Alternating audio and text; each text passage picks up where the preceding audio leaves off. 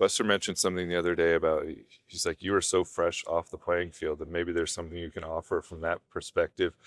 How much do you think you can help just with, like, a lot of these guys are looking at in free agency and trades? You're like, I caught this guy, I just faced this guy, I know people who caught this guy. What kind of perspective can you bring? It definitely could. It's definitely a cool perspective, I think, and something that, maybe not everybody in our room can attest to. Do I think it's the only opinion? No, because there's a lot of people in that room that are smarter than me. But if my goal would be to offer as much as I can to help the Giants win as many games as possible, the opportunity I have to play for a long time and, kind of come right into this role, being able to say that I've played for a lot of different teams, spring training, different organizations. It's allowed me to meet a lot of cool people and experience a lot of what people have to offer in terms of their talent on the field. So I think I have a decent bit to offer, at least. You're a Vandy guy. I think you're still in the Nashville area, if I'm not mistaken. Yeah. Are you familiar at all with Tony before this? Or? I knew of Tony just because of his position at the University of Tennessee. I try not to pay attention to Tennessee sports just because they're kind of our arch rival in baseball, at least. And we beat their tail pretty good in football this year, which was nice. But I definitely am excited to see what he can bring to our organization. It's I think it's been a long time coming that somebody from college baseball can jump into the big leagues. He's won a national championship. He's had a lot of success at the college level, and I just don't see why that can't translate to the big leagues. I think it might take a little bit of buy-in from our players, and I expect them to do that. But once they do, it could be a game changer. We'll see. That's the big question everybody has, is how is he going to convince big leaguers? And I've talked to some Giants who are a little just curious about how this is going to go. Having been at a big-time college program, having spent so many years in Major League Baseball, what do you think the key is going to be for him in spring training to get that buy-in right away? My experience with college coaches is that they tend to be great motivators, great leaders, and I think that part could be missing from Major League Baseball. Managers taking the time to listen. Managers got a lot on their plate. It's a CEO job. I get that. Yeah. I get that. I'm not discounting anything that these guys do, but maybe they could take a little bit more time to figure out what makes me tick. And I think that Tony has the opportunity to do that, and maybe hiring somebody of his stature can equate to more wins for us and put us in a position to be successful. I think that was the ideology in hiring him, and I think he's just a great leader. And you don't get to be in the interview room or in the door without knowing baseball. He obviously knows baseball, but I'm hoping that he can be a great leader of men in our locker room. I think maybe one thing, if they haven't leaned on you already, they will lean on you, the Giants, in terms of ABS and how to handle everything that's coming down the line. Have you thought much about you're not going to end up playing under it really, but about what that system will mean for catchers and for the game? It's going to change how we judge them and how we grade them for sure. I like the idea of it with the challenge system. I think it's about time that there's some accountability for maybe the guy behind the plate. But it goes both ways. The catcher now, he might not be able to trick or persuade the umpire into making a ball a strike. But if the umpire happens to mess up or doesn't call it, the catcher has to be responsible for knowing the strike zone. So and to be able to challenge it correctly and on time.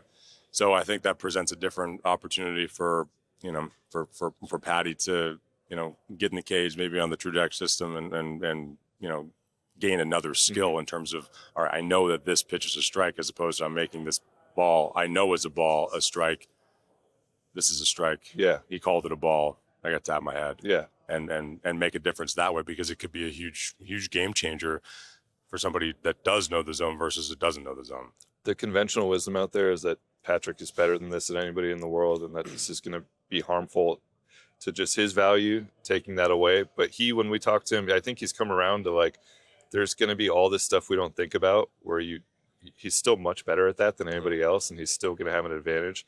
Do you think this is going to impact him at all, or is he still, like you said, going to find ways to to be the best. Well, I think it'll impact him for sure, just because it's something new that he has to learn. It might not be, earth-shattering skill, because he has a great understanding of what he does. He's the best defender in baseball at the moment. If you're looking at numbers, I'm a big fan of Pat, and I have full confidence that he'll be able to do the same thing that he did with his receiving with the ABS system. He's that skilled at it, and I expect him to be great at it.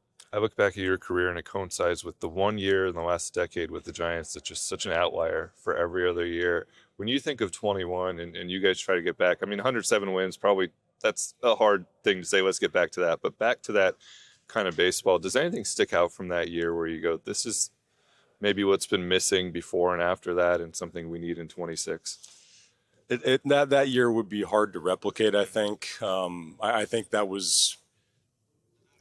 for lack of a better term, like lightning in a bottle. Yeah.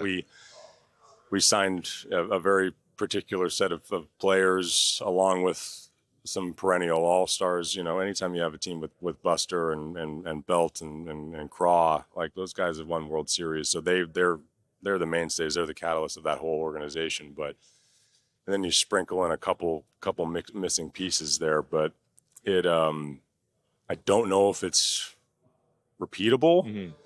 I hope it is, because that was some of the most fun I've ever had playing baseball. Just coming to the park every day knowing that you're going to win that day, and figuring out how you're going to celebrate. And I remember we were down, I think 7 or 8 nothing in the second inning to the Diamondbacks one day at home, and Buster came up to me and sat. I wasn't playing, he was starting, and he leaned over the rail and he looked at me and he goes, I wonder how we're going to win today. I wonder how. It's funny you mentioned that game. Austin Swaders brought up that game with me. You know exactly what I'm talking about, right? Yeah. He looked me dead in the eye. He goes, I wonder how we're going to win today.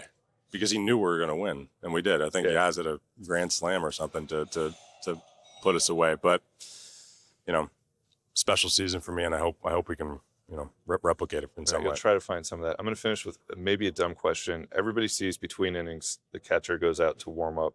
Whoever it is, whoever's not playing that day goes out to warm up. A lot of times we'll see like Craig Albernaz will go out. What are the mechanics of that? It feels like it's changed a little bit over time, where you see other guys out there sometimes. But what's like the dugout discussion of like, hey, I need more time, or I need you to go out there? There's only a couple people that are, in my opinion, physically capable of doing it. Albie can catch for whoever. Like that was, he caught for a long time, so I'm not ever worried about him. I think it's more just about availability. Like if I was in the cage warming up, or taking some batting practice down there, just getting ready for a potential at bat, and I missed it on the screen because there's a 5 or 10 second delay. Somebody is responsible for picking up the slack on me. They usually grab my glove, grab my mask, and go out there and make it happen. But I'd like to say it happens organically, but sometimes I just royally mess it up. It's one of those little things. Sometimes I look out and I'm like, that's a coach. Yeah, for sure. Sometimes it has to be somebody who has confidence in their hands to go out there.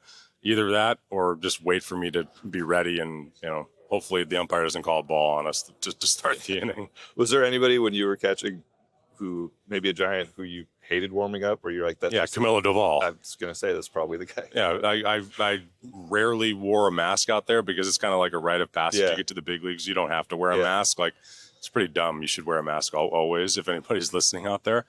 But every time I had to warm up Camilo, I'm wearing a mask. So it's a special case there. His special case. He's got a great arm. He has a very good arm. Curt, it's great to have you back. We really enjoyed covering you. I still remember when you got traded, and we're all like, oh, that kind of sucks. Like, he was just like a go-to guy for us in the clubhouse. But welcome back, and I'm excited to see how this goes. I appreciate it. Thank you for having me.